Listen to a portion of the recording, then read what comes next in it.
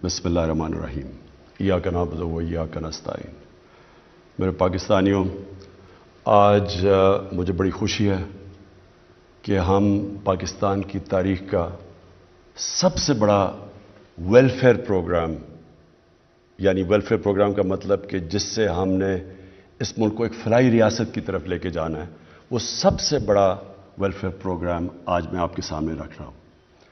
मैं आज ख़ास तौर पे खराज तहसीन पेश करना चाहता हूँ हमारी एहसास की जो टीम है, जिसने 3 साल लगाए सारे मुल्क में डेटा बनाने के लिए कि जिससे हमें पता चले कि हर ख़ानदान जो पाकिस्तान में उनकी क्या हैसियत है, क्या उनके हालात क्या हैं। और ये बड़ा मुश्किल काम था, 3 साल हमें लगे ये पूरा डेटा बनाने के लिए। तो जब तक वो डेटा नहीं था हमारे लिए सब्सिडीज़ देना और आसान नहीं था, वो अंदाज़ों पे था। तो अब हमारे पास एक पूरा डेटाबेस आ गया, इसलिए आज मैं इस पोजीशन में हूँ कि मैं आपके सामने ये प्रोग्राम अनाउंस कर सकता हूँ। इससे पहले मैं सिर्फ अपनी कौम को याद कराना चाहता हूँ कि जो पाकिस्तान हमें मिला था वो इस मुल्क की तारीख में कभी भी माशी हालात इतने बुरे नहीं थे जो हमें मिले। यानी खसारा भी सबसे बड़ा पाकिस्तान की तारीख का, कर्जे भी सबसे ज़्यादा, सूद भी उन कर्ज़ों पे सबसे ज़्यादा देना पड़ा, जो करंट अकाउंट डेफिसिट जिसको कहते हैं कि जितने डॉलर्स अंदर आ रहे हैं तो बाहर, उसमें तारीखी खसारा, रिजर्व्स हमारे तकरीबन ना होने के बराबर, यानी कि जो हमें बाहर हमें जो लाइबिलिटीज़ थी, हमें बाहर पैसे देने थे, जिन्होंने हमें कर्जे दिए हुए थे, हमारे पास पैसा नहीं था उनको कर्जे देने का। और हम ख़ास तौर पे आज मैं फिर से हमारा मुल्क शुक्रगुजार है सऊदी अरेबिया का, यूएई का और चाइना का, जिन्होंने इस मुश्किल वक्त में हमें हमारी मदद की, जिसकी वजह से हम डिफ़ॉल्ट नहीं करे। अगर डिफ़ॉल्ट करते तो रुपया बिल्कुल नीचे गिर जाना था और महंगाई आसमानों पे। और उसके अलावा फिर हमें IMF के पास जाना पड़ा, क्योंकि हमें उनकी मदद चाहिए थी, क्योंकि हमारे पास डॉलर्स नहीं थे अपने लाइबिलिटीज़ वापस करने पे। तो हम फिर 1 साल अपने मुल्क को स्टेबल करते रहे और उतने में कोरोना आ गया। अब कोरोना का आपको एक चीज़ समझनी है, 100 सालों में दुनिया में इतना बड़ा बुरहान नहीं आया जितना ये कोरोना लेके आया। और इससे पाकिस्तान ही नहीं मुतासिर हुआ, सारी दुनिया मुतासिर हुई, और ख़ास तौर पे गरीब मुल्क मुतासिर हुए, अमीर मुल्कों में भी गरीब लोग मुतासिर हुए।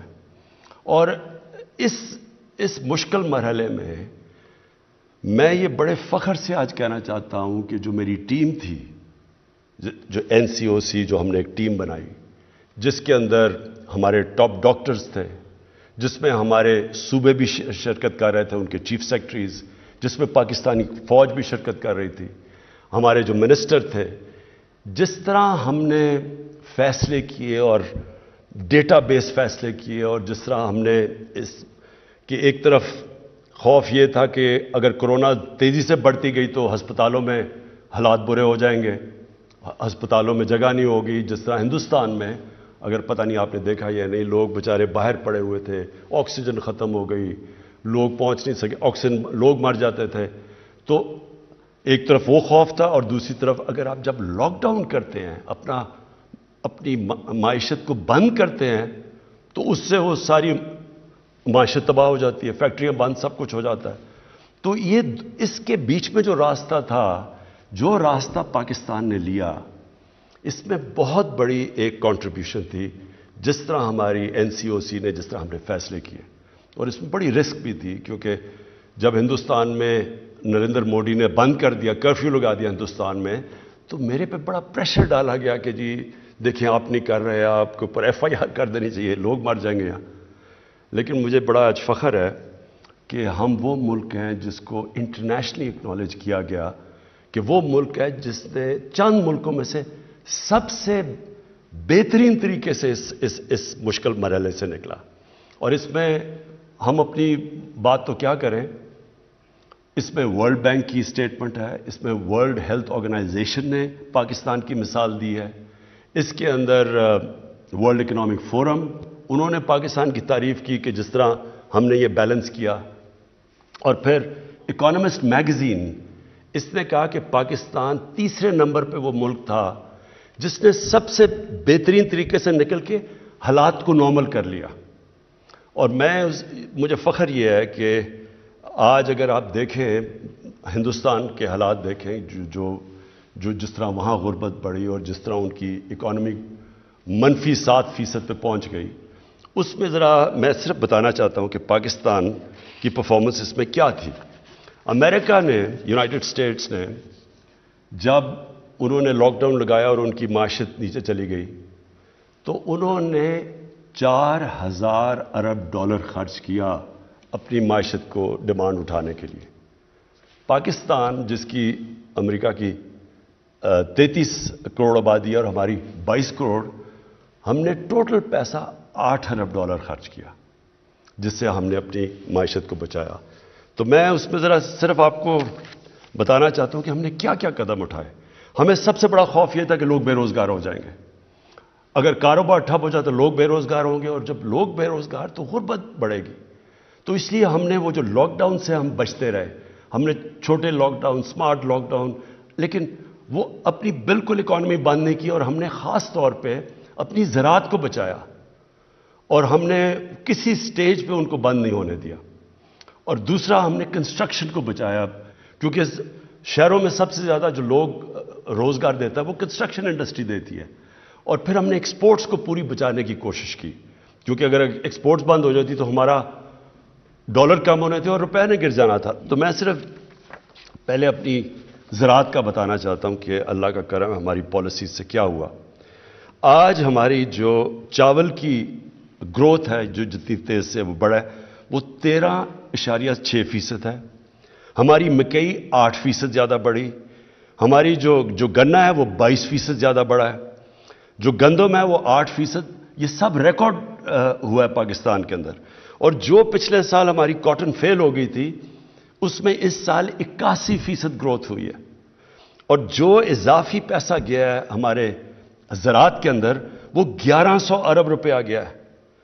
اور اس سال آپ یہ سمجھیں کہ اگر کسانوں کا حالات اچھے ہیں تو وہ کیسے ہمیں پتہ چلتا ہے کہ کسانوں کے وہاں خوشحالی آئی ہے.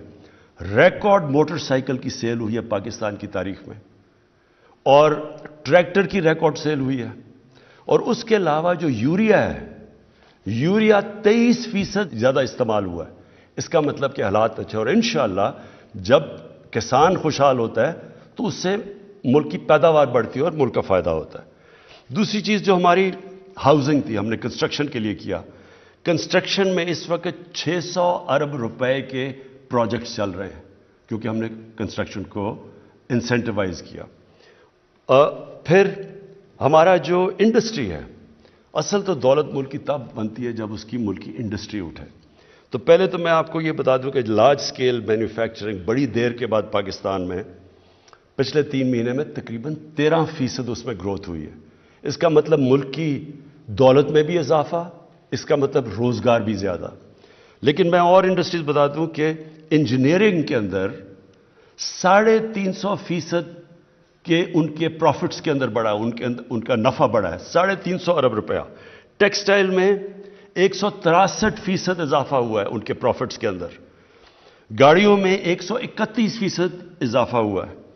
سیمنٹ میں 113% اضافہ ہوا ہے. اور آئل اور گیس میں 75% اضافہ ہوا ہے. جو بجلی کی کنزمپشن بڑھی ہے، ہمیں کیسے پتہ ہے کہ ہماری انڈسٹری چلنی شروع ہو گئی ہے، ملک کی گروتھ ریٹ بڑھ گئی ہے؟ تو بجلی کی کنزمپشن میں 13% اضافہ ہوا ہے. اور جو ہمارا ٹیکس ہے، جو پاکستان کی جو سب سے ہمیں کیوں ہم پھنس جاتے ہیں، ہمارے پاس اتنی آمدنی نہیں ہوتی اپنے خرچے پورے کرنے کے لیے، 37% ہمارا ٹیکس کے اندر اضافہ ہوا ہے. ہمارا جو ٹارگٹ ہے ٹیکس کا، اللہ کا خاص کرم ہے کہ ہم اس ٹارگٹ سے اوپر جا رہے ہیں. یہ بڑا کم ہوا ہے پاکستان میں. تو ہمارے انڈیکیٹرز اللہ کا شکر ہے کہ صحیح راستے پہ چلے گئے. میں صرف ایک اور بڑی خوشخبری سناؤں کہ جو آئی ٹی ہے، جو نوجوانوں کے لیے جو فیوچر ہے پاکستان کا آئی ٹی کا، پچھلے سال 47% اضافہ ہوا آئی ٹی کے اندر، اور اس سال لگ رہا ہے کہ 75% ہماری آئی ٹی کے اندر گروتھ ہو رہی ہے. تو یہ ہمارے یوتھ کے لیے بڑی خوشائن چیز ہے. لیکن اب میں جو ایشو ہے اس کی طرف آنا چاہتا ہوں کہ جو مہنگائی کا مسئلہ ہے اور مہنگائی کا واقعی مسئلہ ہے، اور میں اپنے جو ہمارے میڈیا میں بھی لوگ بیٹھے ہیں، اپوزیشن کا تو خیر ہمیں پتہ، ان کا تو کام ہے اور ہونا بھی چاہیے کہ تنقید کرنا گورنمنٹ پہ، میڈیا کا بھی کام ہے، تنقید کرتے ہیں اور تنقید سے معاشرے کو فائدہ ہوتا ہے، کنسٹرکٹیو کرٹیسزم سے۔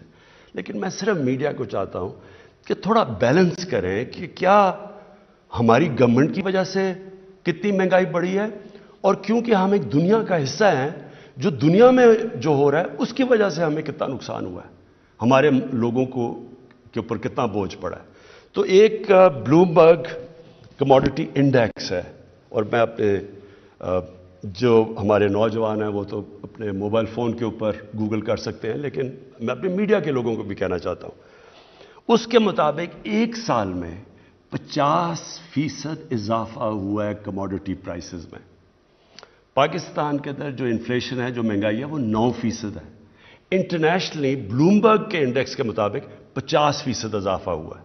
میں اور ملکوں کا بتا، مثلا ترکی ہے، ترکی کے حالات ہمارے سے بہت بہتر تھے۔ ترکی میں مہنگائی 19% ہے آج ان کی جو کرنسی ہے، ہم کہتے ہیں نا ہمارا روپیہ گرا ہے، ان کا 35% ان کی کرنسی نیچے گری ہے۔ امریکہ کے اندر 2008، امریکہ اور یورپ کے اندر 2008 کے بعد سب سے زیادہ مہنگائی ہوئی ہے۔ اب چائنا، اس کا جو پروڈیوسر پرائس انفلیشن ہے، پروڈیوسر پرائس انفلیشن، وہ 26 سال میں سب سے زیادہ اس کی مہنگائی اوپر گئی ہے۔ اور جرمنی میں 50 سال کے بعد سب سے زیادہ مہنگائی ہوئی ہے جرمنی کے اندر۔ گیس کے اوپر آ جائیں، کیونکہ ابھی سردیاں آ رہی ہیں اور ہمیں گیس کا مسئلہ آنے والا ہے۔ گیس پہ آ جائیں، امریکہ کے اندر 116% تک نیچرل گیس کے اندر قیمتیں بڑھی ہیں۔ یورپ میں 300% تک گیس کی قیمتیں بڑھی ہیں، اور پاکستان میں جو آپ کے گھروں میں گیس جا رہی ہے اس کی کوئی قیمت نہیں بڑھی۔ قیمت تو بڑھ رہی ہے وہ جو ہم باہر سے گیس امپورٹ کر رہے ہیں۔ اب اس کا میں پھر سے کہتا ہوں کہ ہم اس کا کیا کریں؟ جو انفلیشن باہر سے آ رہی ہے، اگر تو اللہ کرے کہ ہمارے ملک میں یہ ساری چیزیں ہوں تو اب ہم اور قیمتیں نیچے لے جائیں، لیکن باہر سے بھی جو آ رہی ہیں چیزیں، اس میں ذرا ایک چیز یاد رکھیں کہ جو فریٹ ہے، جو سمندر سے جو کشتیوں میں سامان آتا ہے پاکستان میں، 350% فریٹ کے اندر اضافہ ہوا ہے۔ اس میں اب پاکستان کیا کر سکتا ہے؟ پھر تیل پہ آ جائیں۔ اصل میں جب تیل مہنگا ہوتا ہے تو ساری چیزیں مہنگی ہو جاتی ہیں۔ اب تیل، پچھلے 3-4 مہینے میں تیل کی قیمت 100% بڑھ گئی ہے، یعنی تیل تھا $42 کا، آج وہ پہنچ گیا $85 کے اوپر۔ ہمارے ملک میں کتنی بڑی ہے تیل کی قیمت؟ 33%۔ انٹرنیشنلی 100% بڑی ہے۔ اب ذرا یہ بھی ذرا دیکھ لیں کہ ہمارے جو ساتھ ساتھ ملک ہیں جدھر بلکہ غربت ہمارے سے بھی زیادہ ہے، بنگلہ دیش اور ہندوستان میں، آج ہندوستان کے اندر تیل کی قیمت ہے $250 لیٹر، بنگلہ دیش میں تیل کی قیمت ہے $200 لیٹر، پاکستان میں تیل کی قیمت ہے $138 لیٹر۔ یہ کیوں کم ہے؟ کیونکہ ہم نے جو لیویز لگتی ہیں، یعنی جو ٹیکس لگتا ہے، وہ سارے ہم نے کم کرتے گئے تاکہ لوگوں کے اوپر بوجھ نہ پڑے۔ اگر ہم جس طرح انٹرنیشنل قیمتوں میں اضافہ تھا اسی طرح ہم کرتے، یا جو پچھلی گورنمنٹ نے ٹیکسز لگائے ہوئے تھے، تو آج ہمیں 450 ارب مزید اس گورنمنٹ کو فائدہ ہونا تھا۔ وہ ہم نے اپنے پیٹ کاٹ کے، تو اس لیے تاکہ لوگوں کے اوپر بوجھ نہ پڑے۔ تو جب آپ کہتے ہیں جی پٹرول مہنگا ہو گیا، اس وقت پاکستان سب سے، سوائے وہ ملک جن ملکوں کے اندر تیل نکلتا ہے، سوائے ان ملکوں کے جو امپورٹ کرتے ہیں، پاکستان میں سے سب سے سستا ملک ہے پیٹرول میں۔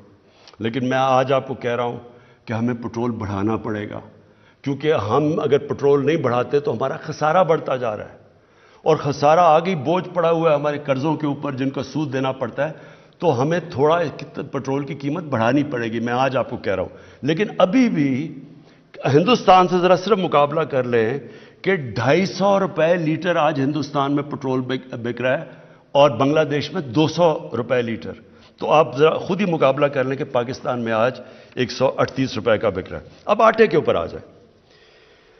آج اگر آپ دنیا کی ایوریج نکالتے ہیں کہ دنیا میں ایوریج پہ آٹا کتنے کا بک رہا ہے، تو آپ کو حیرت ہوگی یہ سن کے کہ پاکستان میں اس سے آدھی قیمت پہ آٹا بک رہا ہے.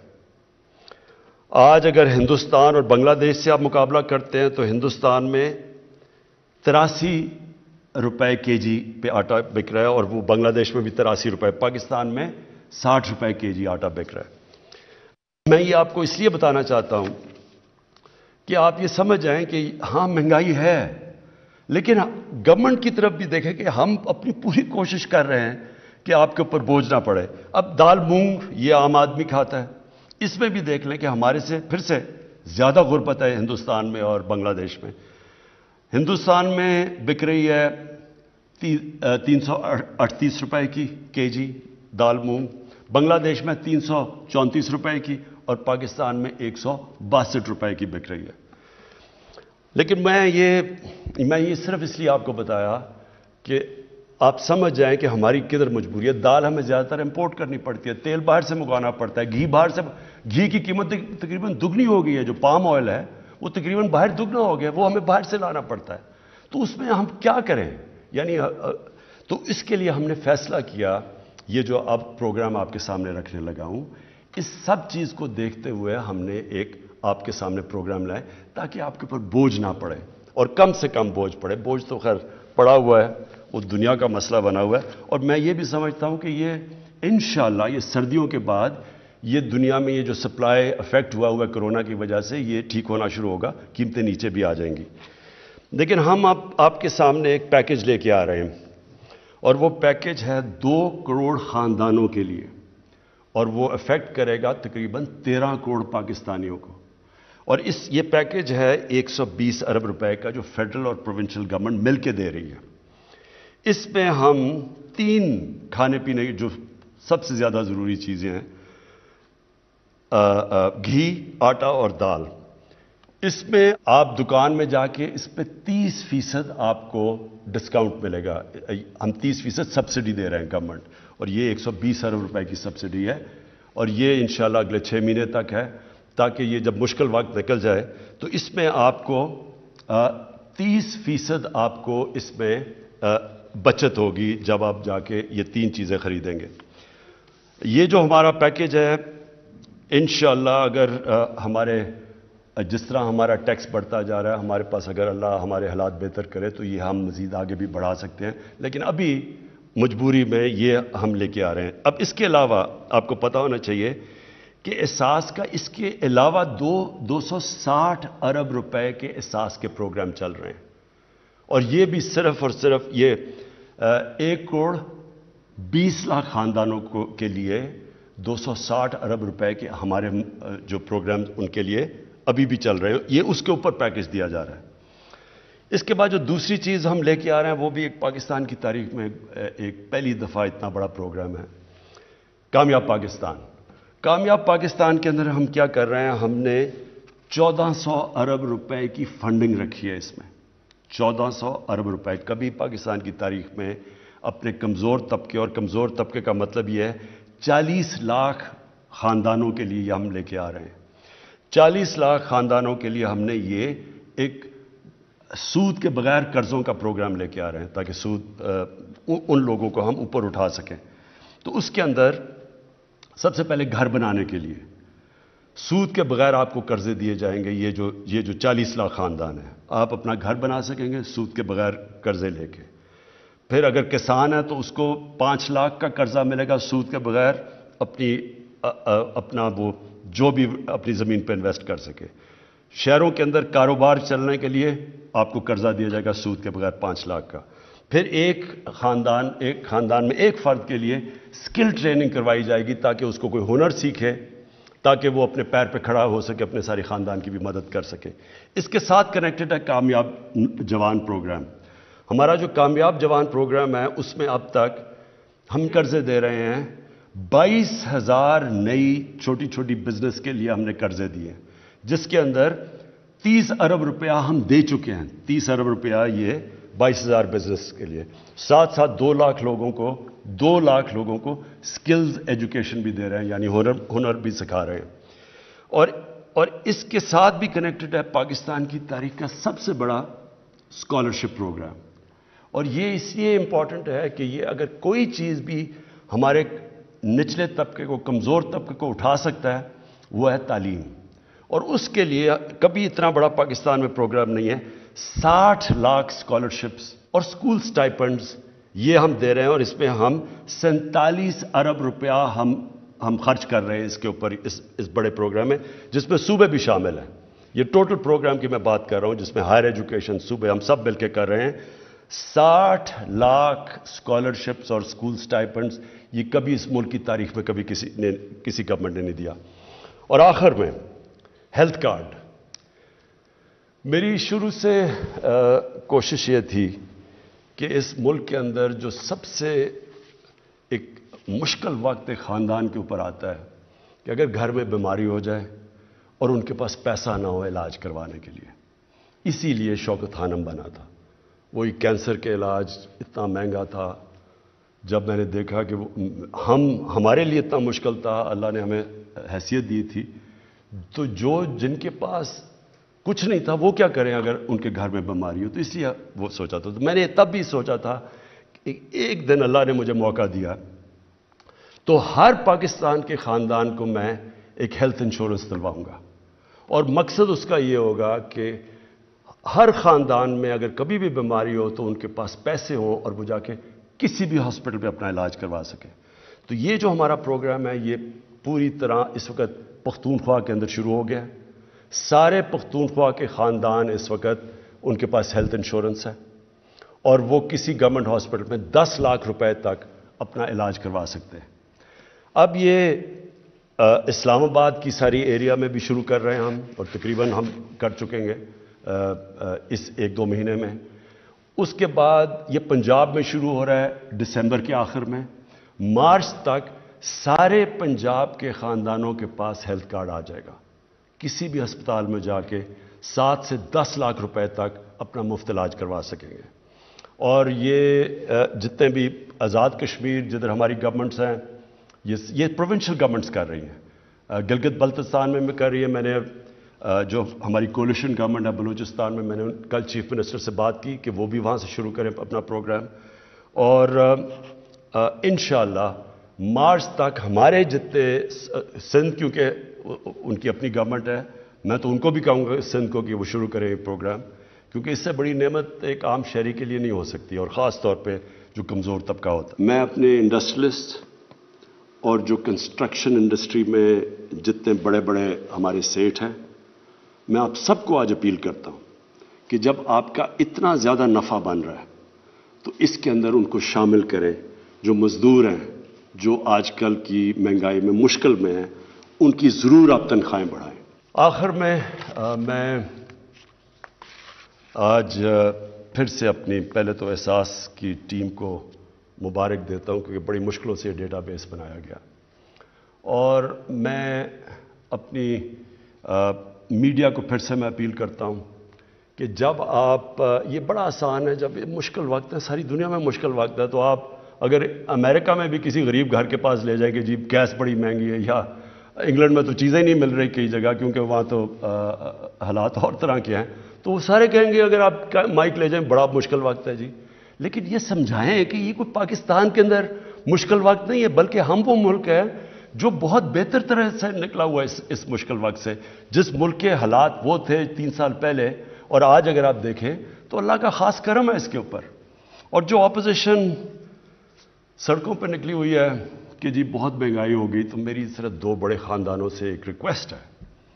मैं आपसे बल्कि रिक्वेस्ट करता हूं कि 30 साल में जो आप 2 ख़ानदानों ने पैसा चोरी करके मुल्क से बाहर लेके गए हैं, आधा भी आप पैसा पाकिस्तान ले आए। मैं आपसे अपनी कौम से वादा करता हूं, सारे खाने पीने की चीज़ों की कीमतें मैं आधी कर दूंगा। पाकिस्तान पाइंदाबाद। वॉइस ऑफ नेशन की वीडियोस देखने के लिए हमारा चैनल सब्सक्राइब कीजिए और बेल के आइकॉन पर क्लिक कीजिए ताकि आप हमारी तमाम आने वाली वीडियो से बाखबर रह सकें। गौहर ग्रुप ऑफ कंपनीज पेश करते हैं अपनी छत अपना घर हर औरत का ख्वाब होता है और मुझे मेरे ख्वाबों की ताबीर दी है गौहर विलाज ने। बेहतरीन पुरफिज़ा और पुरसुकून माहौल में तमाम तर मॉडर्न सहूलियात से आरास्ता, गुलशन मेमार और ड्रीम वर्ल्ड से मुत्तसिल गौहर विलास 120 और 160 गज के रिहायशी और कमर्शियल प्लॉट्स पर मुश्तमिल एक बावकार और बेमिसाल हाउसिंग स्कीम गौहर विलास, जहां खूबसूरत एंट्रेंस गेट से दाखिल होते ही आप एक सहर अंगेज दुनिया में पहुंच जाएंगे। जिद्दत दराज टाउन प्लानिंग का मिसाली नमूना, पुरसुकून, पुरफिजा और कुशादा माहौल में तहफ्फुज़ के बेशकीमत एहसास के साथ ऐदे हाजिर का लाइफस्टाइल। आओ बनाए ख्वाबों का घर। For booking and other details, harjagah.com 021 111 008 008।